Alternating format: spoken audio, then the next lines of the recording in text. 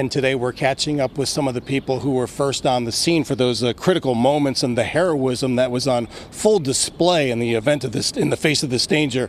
First News reporter John Rutter caught up with one man who says the response even made him proud to be from Youngstown, even more so.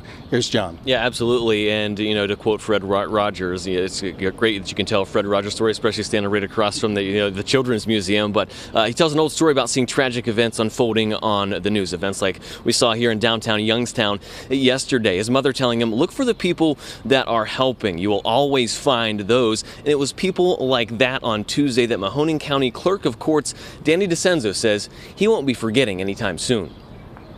In a matter of moments, a normal Tuesday afternoon following a holiday weekend took a dramatic turn. The doors of the courthouse kind of came open and as if they were blown open by a strong wind. When shortly before 3 o'clock, a gas explosion ripped through the Realty building on East Federal Street. And all you could see was, just a large plume of white, gray smoke. In a matter of seconds, first responders flooded the scene. We got civilians over here screaming for help. Mahoning County Clerk of Courts Danny Dascenzo was also there, one of the first people to walk across the street from the county courthouse, speechless at the spectacular display of bravery and selflessness. Kind of inspires awe to a certain extent to see that kind of bravery, that kind of commitment, that kind of selflessness. Dascenzo sat with a man who was injured in the blast, assisting him until EMTs arrived. I don't know if he was an employee there. I don't know if he was just a customer. I don't know if he was just walking by. But I know that he was concerned about the others. Just feet away, the pair watched as emergency crews raced to free trapped victims and sift through the rubble. You hold this ladder, I gotta get down there. Go! I remember him saying, "No, I'm okay. Go help the others," while he,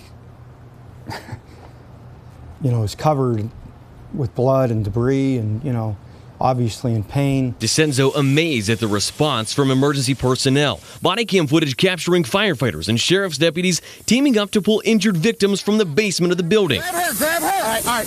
Got it? I got her. These guys, they didn't even think. They didn't even hesitate. I mean, they were off. Boom, like that. And from a man who wouldn't be rattled by a devastating explosion. I mean, he said it. Even though the condition he was in, I'm okay, go help the others. It was a level of care and compassion that's not uncommon here in the Mahoning Valley. In the middle of utter chaos, they were like a well-oiled machine.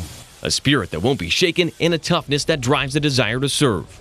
He embodied it. I mean, he really did. In the moment, right? It's easy to say those things when things are going great and everything's okay. But when you're going through something like that and you're right in the middle of it, and that's what comes out, I mean, that's something that's pretty impressive too.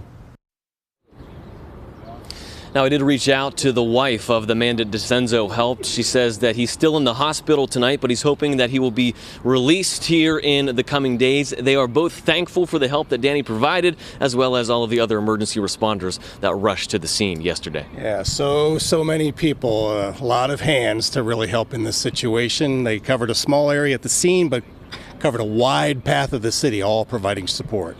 Hi everyone, I'm Lindsay Watson. Thanks for watching the WKBN 27 First News YouTube channel. If you want more video news, subscribe to our channel. And don't forget to download the WKBN 27 First News app for breaking news alerts.